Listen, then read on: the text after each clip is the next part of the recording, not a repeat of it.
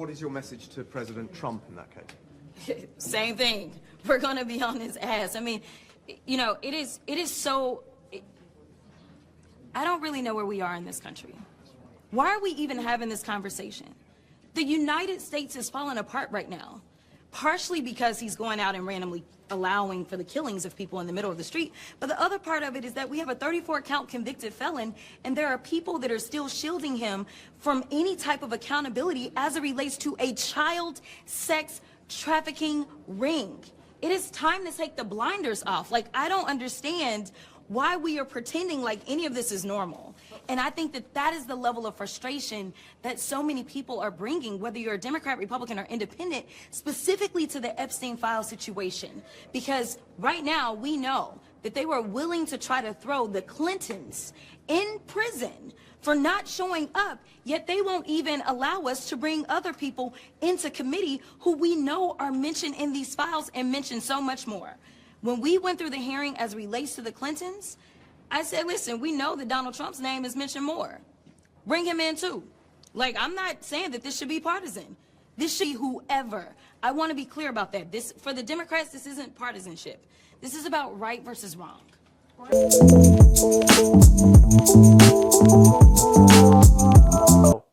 And listen, this clip right here is the kind of political moment that doesn't just trend for a day. It sits in your chest. It sticks to your brain. Because what Jasmine Crockett just did wasn't a cute soundbite, and it wasn't a polite little both sides interview answer. It was a pressure release valve for a country that's been watching chaos get normalized, scandal get repackaged as entertainment, and accountability get treated like an optional subscription service for the rich and connected. The question she's asked is simple. What is your message to President Trump in that case? And she responds with a line that's already built for the internet. Same thing. We're going to be on his ass. Now, you already know people are going to clutch pearls over the language. You already know the think piece factory is going to start humming. But let's be honest, the bluntness isn't the story.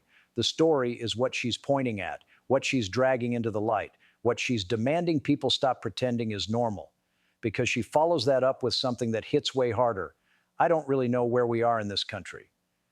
And if you've been paying attention, you know exactly what she means. That feeling of looking around like, are we living in the same reality? Are we all seeing the same headlines? Are we all watching the same system malfunction in public?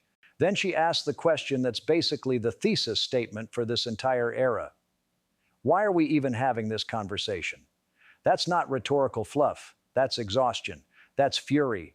That's someone saying, the fact that we have to argue about basic accountability, basic decency, basic truth proves how far off the rails this has gone. And then she goes straight into the heart of it. She says the United States is falling apart right now, and she attributes it to two major forces. One, violence and disorder. She ties to Trump's leadership and culture, people being killed, society feeling unsafe, institutions feeling unstable. And two, the institutional protection racket. The shielding, the gatekeeping, the deliberate refusal to apply consequences evenly. Now, I'm going to say this carefully because the point isn't to turn this into a shouting match in the comments. The point is to look at the structure of her argument. Crockett is not just mad at Trump. She's mad at what she sees as an ecosystem, a network of people who treat Trump like he's untouchable, like rules don't apply, like accountability is something that happens to other people. And the way she frames it is meant to cut through partisan defenses. She uses a label that's extremely loaded in U.S. politics right now. She calls him a 34-count convicted felon. Whether you love Trump or hate Trump, that phrase is designed to do something psychologically. It collapses the distance between powerful leader and ordinary defendant. It's a reminder that the person being protected by a political machine has the kind of criminal label that would destroy a regular person's life instantly.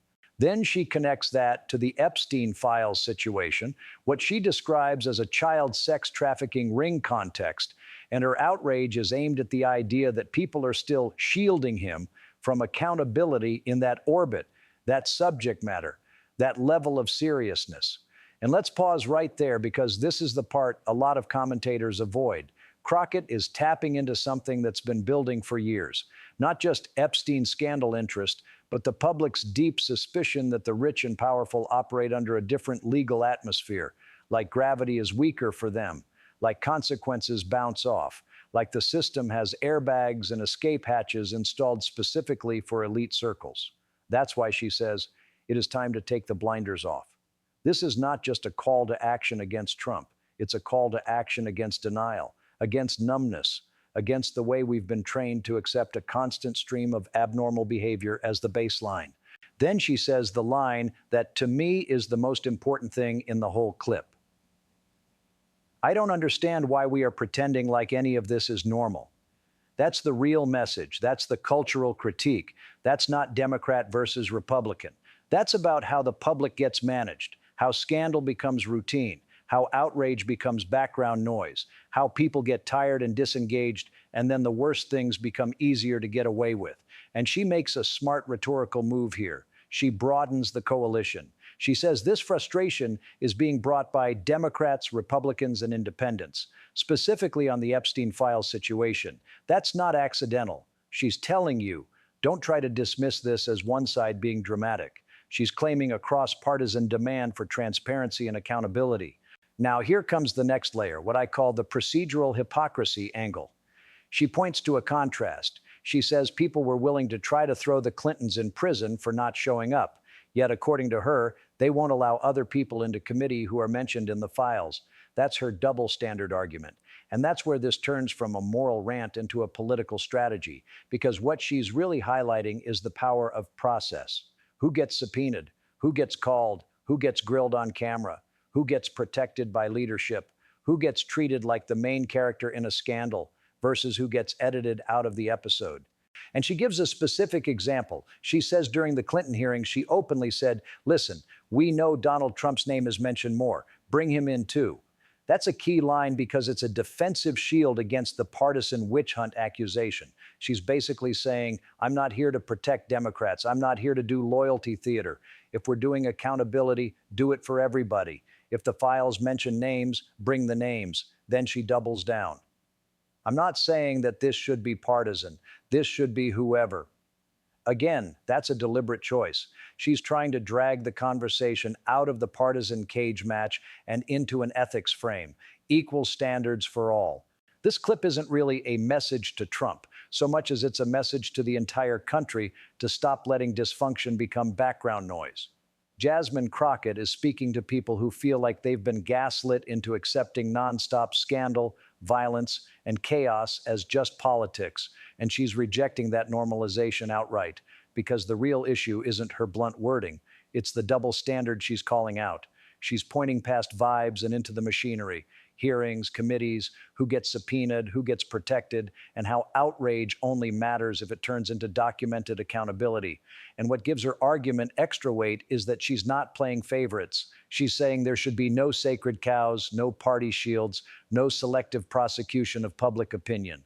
If names are in the files, bring them in, all of them, and put it on the record. That's why this moment lands. It frames the Epstein situation as a test of whether institutions can apply consequences consistently, and it dares Congress to stop treating oversight like theater and start treating it like a duty.